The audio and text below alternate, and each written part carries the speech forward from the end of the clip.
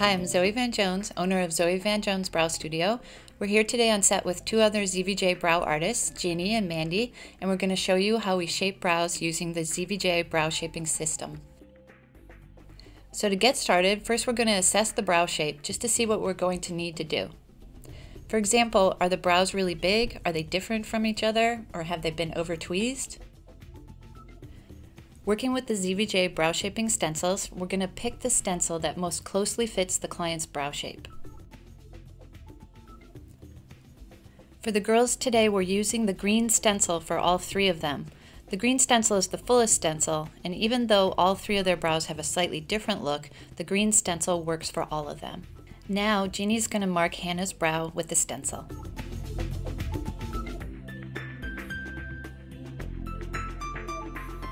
For proper stencil placement, you want to match the top of the stencil arch to the top of the natural brow arch, letting the ends fall where they may. Helen's brow is a little fuller in the front section.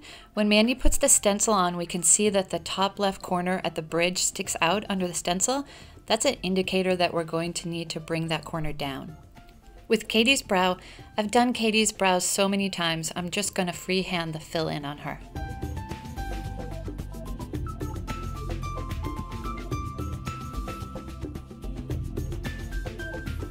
Once we're satisfied with the shape, we're ready to proceed with waxing. Usually, we'll do a pre-trim to get rid of some of the length and bulk. Then we wax all the way around the brow using a single strip for each section.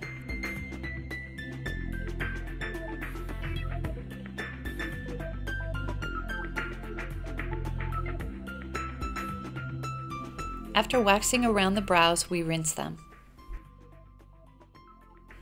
We proceed with tweezing any loose hairs that have either been missed by the wax or fell outside the wax line. Also, above the brow, we soften the wax line with feathered tweezing so there's no line of demarcation. Now we're going to go ahead and tint the brows.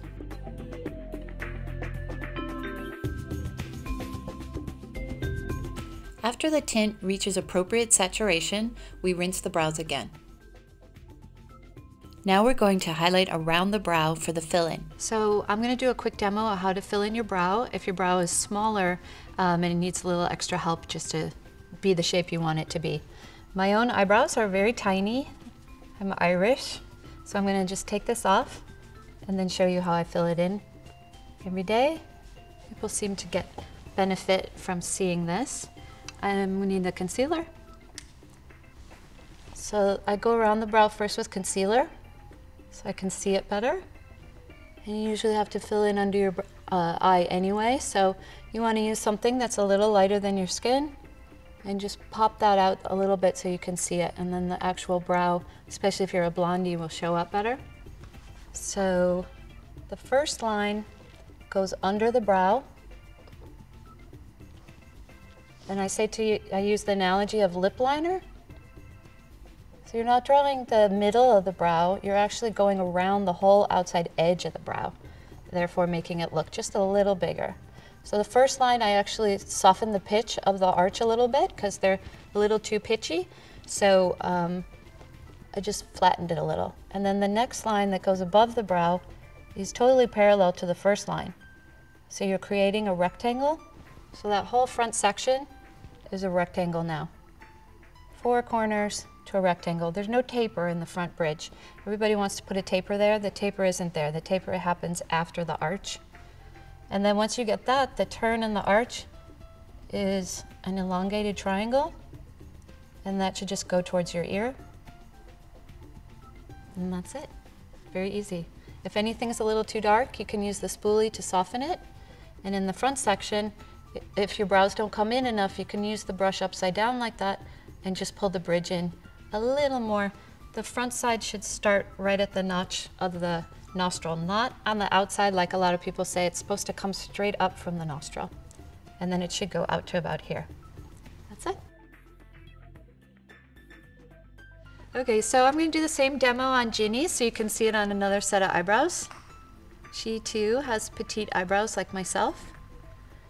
So I'm going to go around them with some concealer to brighten it. And the concealer helps too to give the I don't know, some tack so that the shadow can stick to it. So you can get a crisper line.